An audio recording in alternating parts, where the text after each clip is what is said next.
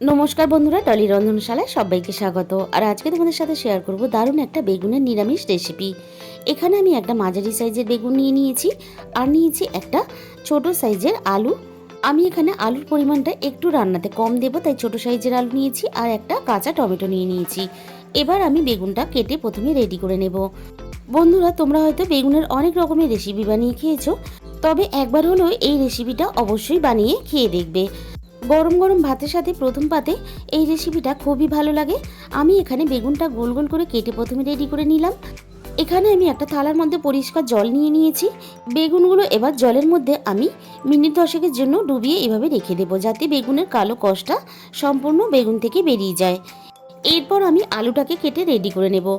প্রথমে আমি এইভাবে আলুটাকে গোল গোল চাকা চাকা করে পিস করে পাতলা করে কেটে নেব। এখানে আমি আলুটাকে লম্বা লম্বা করে পাতলা করে পিস করে কেটে নেব। যেভাবে আমরা ঠিক আলু ভাজার জন্য আলু কাটি, সেইভাবে আমি ঠিক আলুটাকে এখানে কেটে নিলাম। তোমরা তোমাদের সুবিধা মতন আলুটাকে কেটে রেডি করে নেবে। এবারে আমি কাঁচা টমেটোটাকে কেটে রেডি করে নেব।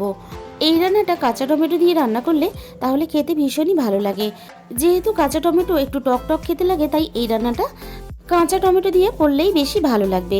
আমি এখানে টমেটোটা কেটে রেডি করে নিলাম। টমেটোটা প্রথমে মাঝখান থেকে কেটে নিয়ে তারপরে দেখো এইভাবে লম্বা লম্বা করে একটু স্লাইস করে আমি টমেটোটা কেটে রেডি করে নিলাম। টমেটো আলু আমার এখানে কাটা রেডি হয়ে গেছে। এবার টমেটো আর আলুগুলো আমি খুব ভালোভাবে ধুয়ে পরিষ্কার করে নেব। বেগুনটা আমি এখানে জল থেকে তুলে খুব ভালোভাবে ধুয়ে নিয়েছি। এবার আমি বেগুনের মধ্যে সামান্য পরিমাণ লবণ দিয়ে খুব ভালোভাবে বেগুনগুলো একসাথে মেখে রেডি করে নিলাম। আর আমি এখানে রান্নার জন্য নিয়েছি অল্প একটু মুসুর ডালের বড়ি। প্রথমে আমি কড়াইটাকে খুব ভালোভাবে গরম করে নিয়েছি। এবার কড়াইয়ের মধ্যে আমি 1 চামচ পরিমাণ সর্ষের তেল দিয়ে দিলাম। সর্ষের তেলটা খুব ভালোভাবে গরম করে নিয়ে কড়াইয়ের চারিদিকে এভাবে একটু লাগিয়ে দিলাম। এরপরে কেটে রাখা বেগুনগুলো একে একে আমি তেলের মধ্যে দিয়ে দেব। আর এই সময় তেলের পরিমাণটা কিন্তু একেবারেই বেশি দেবে না, 1 চামচ পরিমাণ তেল দিলেই এখানে যথেষ্ট। সমস্ত বেগুনের টুকরোগুলো দেওয়ার পরে আমি এখানে অল্প একটু জলে ছিটে দিয়ে দিলাম। এবারে আমি মিনিট 5-এর জন্য এখানে বেগুনগুলোকে ঢাকা দিয়ে দেব, যাতে বেগুনগুলো ভিতর থেকে বেশ নরম হয়ে আসে। 5 মিনিট পরে আমি ঢাকা খুলে বেগুনগুলোকে একটা সাইড হয়ে যাওয়ার পরে আর একটা সাইড এইভাবে উল্টে দেব, যাতে বেগুনের আর একটা সাইডও সুন্দরভাবে নরম হয়ে আসে। আর এখানে বেগুনগুলোকে একেবারেই ভাজা খাওয়ার মতো করে ভাজতে লাগবে না, শুধুমাত্র একটু কালার চেঞ্জ হয়ে আসবে আর ভিতর থেকে নরম হয়ে যাওয়ার জন্য আমি আবারও 5 মিনিটের জন্য ঢাকা দিয়ে দিলাম। আবারও আমি 5 মিনিট পরে ঢাকা খুলে দেখে নেব বেগুনগুলো সুন্দরভাবে নরম হয়েছে কিনা। আর বেগুনের এই রান্নাটা করতে খুব বেশি সময় লাগে না, ঝটপট হয়েও যায়। রান্নাটা যত তাড়াতাড়ি হয়ে যায় স্বাদ কিন্তু হয় তার থেকে অনেক বেশি দ্বিগুণ। এখানে বেগুনগুলো আমার খুব সুন্দর করে নরম হয়ে গেছে। এবার সমস্ত বেগুনগুলো আমি কড়াই থেকে তুলে নিলাম। এবার আমি এই ভাপানো বেগুনগুলোকে গরম অবস্থাতে একটা কাঁটা চামচ দিয়ে এইভাবে মেখে নেব। আর গরম অবস্থাতে বেগুনটা মাখলে তাহলে বেগুনটা খুব ভালোভাবে মেখে রেডি করে নেওয়া যায়। অনেক সময় বেগুন ভাজার পরে বা ভাপানোর পরে দেখা যায় বেগুনের মধ্যে একটা শক্ত ভাব আছে। এইভাবে গরম অবস্থাতে মেখে নিলে তাহলে কোনো সমস্যা হবে না। বেগুনটা আমি খুব ভালোভাবে এখানে মেখে প্রথমে রেডি করে নিলাম। এখানে আমি রান্নার জন্য যে বেগুনটা ব্যবহার করেছি তার খোসাটা একটু মোটা, তাই আমি বেগুনের খোসাগুলো পরিষ্কার করে বেছে আমি বাদ দিয়ে দেব। বেগুনের খোসাগুলো মোটা হলে তাহলে এইভাবে বেছে বাদ দিয়ে দিতে হবে, না হলে রান্নার পরে খেতে ভালো লাগবে না। সমস্ত বেগুনের খোসাগুলো আমি বেছে বাদ দিয়ে দিলাম। এবারে প্রথমে আমি বেগুনের মধ্যে দিয়ে দিলাম চায়ের বড় চামচের 1 চামচ পরিমাণ বেসন, আর দিয়ে দিলাম অল্প একটু কালো জিরে, আর এখানে দিয়ে দেব অল্প একটু গরম মশলার গুঁড়ো। এর সাথে আমি এখানে দিয়ে দেব সামান্য পরিমাণ হলুদ গুঁড়ো, যাতে সুন্দর একটা কালার আসে। এরপরে আমি এখানে সামান্য পরিমাণ দিয়ে দিলাম ঝাল লঙ্কার গুঁড়ো। এবার আমি সবশেষে এখানে দিয়ে দিলাম 1/2 চামচের একটু কম ভাজা জিরের গুঁড়ো, আর দিয়ে দিলাম স্বাদমতো লবণ। আর এই সময় লবণের পরিমাণটা অবশ্যই বুঝে ব্যবহার করবে। বেগুন ভাপানোর সময় কিন্তু আমরা লবণ ব্যবহার করেছিলাম বেগুনের মধ্যে। খুব ভালোভাবে আমি সব কিছু দিয়ে বেগুনটাকে মেখে রেডি করে নেব। আর বেগুনটা মাখার সময় খুব বেশি পরিমাণ বেসন ব্যবহার করবে না, তাহলে বেগুনের নিজস্ব স্বাদটা চলে যাবে আর বেগুনের বড়াগুলো ভাজার পরে অনেকটা শক্ত হয়ে যাবে। বেগুনটা আমি মেখে রেডি করে নিলাম। এরপরে আমি কড়াইয়ের মধ্যে প্রয়োজন মতো সর্ষের তেল দিয়ে দিলাম। প্রথমে আমি তেলটা খুব ভালোভাবে গরম করে কড়াইয়ের চারিদিকে এভাবে ছড়িয়ে লাগিয়ে দিলাম। এরপরে একে একে বেগুনের বড়াগুলো আমি তেলের মধ্যে দিয়ে দেব। আর তাহলে বন্ধুরা আজকের এই রেসিপিটা শেষ পর্যন্ত দেখার পরে তোমাদের যদি ভালো লেগে থাকে অবশ্যই ভিডিওতে একটা লাইক করো আর প্রচুর প্রচুর শেয়ার করো। আর যে সমস্ত বন্ধুরা এখনও পর্যন্ত আমার চ্যানেলটাকে সাবস্ক্রাইব করোনি আমার চ্যানেলটাকে সাবস্ক্রাইব করে পাশে থাকা বেল আইকনটা অল করে দিও, যাতে আমি কোনো নতুন রেসিপি আপলোড করলে সবার আগে তোমার কাছে পৌঁছায়।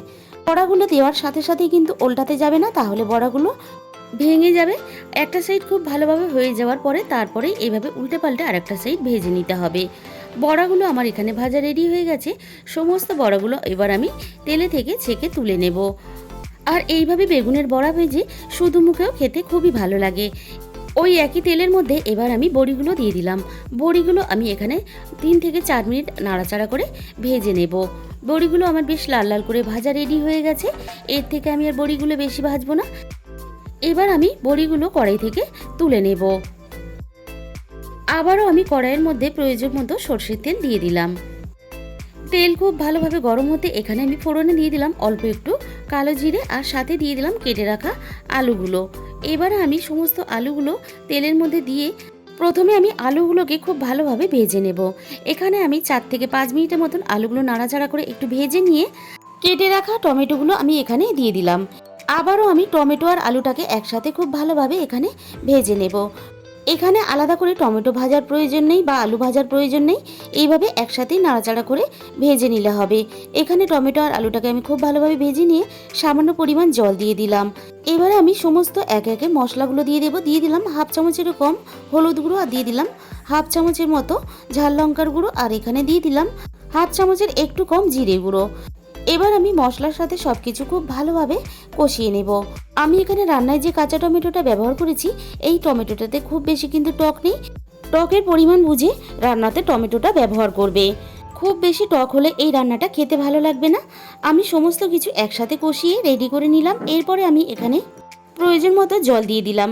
এই রান্নাটা কিন্তু খুব বেশি ঝোলঝোল হলে ভালো লাগবে না, একটু মাখা মাখা আমি রান্নাটা করব, তাই সেই বুঝে কিন্তু জলের পরিমাণটা এখানে দিতে হবে। সব কিছু খুব ভালোভাবে একসাথে নাড়াচাড়া করে আমি এখানে মিশিয়ে দিলাম। আলু আর টমেটোটা যেহেতু আগে থেকেই সুন্দর করে ভাজা আমাদের রেডি হয়ে আছে, রান্নাটা করতে খুব বেশি সময় লাগবে না। তাই আমি এখানে ভেজে রাখা বড়িটা ঝোলটা ফুটে ওঠার সাথে সাথেই দিয়ে দিলাম, যাতে বড়িটা খুব ভালোভাবে সিদ্ধ হয়ে যায়। এরপর আমি এখানে দিয়ে দিলাম 2টো চেরা কাঁচা লঙ্কা। কাঁচা লঙ্কার ফ্লেভারটা এই রান্নাতে বেশ ভালো লাগে। এবার আমি 5 মিনিটের জন্য ঢাকা দিয়ে দিলাম। এবার আমি একটা মশলা রেডি করে নেব। এখানে আমি শিলপাটায় মশলাটা বেটে নেব। 1 চামচ পরিমাণ সাদা কালো সর্ষে আমি এখানে মিশিয়ে দিলাম আর দিয়ে দিলাম হাফ চামচের একটু বেশি পোস্ত। এবার আমি সামান্য পরিমাণ জলে ছিটে দিয়ে মশলাটাকে বেটে রেডি করে নেব। সর্ষে আর পোস্তটা আমি খুব ভালোভাবে বেটে রেডি করে নিয়েছি। এবার আমি ঢাকা খুলে দেখে নেব সব কিছু খুব ভালোভাবে সিদ্ধ হয়েছে কিনা। এখানে আমার বড়িগুলোও খুব ভালোভাবে সিদ্ধ হয়ে গেছে আর আলুটাও খুব ভালোভাবে সিদ্ধ হয়ে গেছে আর ঝোলটা বেশ অনেকটাই কমে গেছে। এবার আমি এখানে সর্ষে আর পোস্ত বাটাটা দিয়ে দিলাম। আবারও আমি সব কিছু একসাথে নাড়াচাড়া করে মিশিয়ে দেব। আর তরকারিটা ঠিক এরকম একটু মাখা মাখা হবে। সব শেষে আমি এখানে দিয়ে দিলাম 1 চামচ পরিমাণ সর্ষের তেল। আর অল্প একটু কাঁচা সর্ষের তেল এই রান্নাতে ব্যবহার করার চেষ্টা করবে। অল্প একটু সর্ষের তেল দেওয়ার জন্য তরকারির স্বাদটা কিন্তু সম্পূর্ণ বদলে যায়। এবারে আমি এখানে বেগুনের বড়াগুলোকে দিয়ে দেব। আর বেগুনের বড়াগুলো দেওয়ার পরে আমি এখানে মিনিট 5 এইভাবে একটু নাড়াচাড়া করে মিশিয়ে দিয়ে রান্নাটা করে নেব। ঝোলের মধ্যে বেগুনের বড়াটা দিয়ে খুব বেশিক্ষণ রান্নাটা করা যাবে না, তাহলে বড়াগুলো একেবারেই গলে যাবে।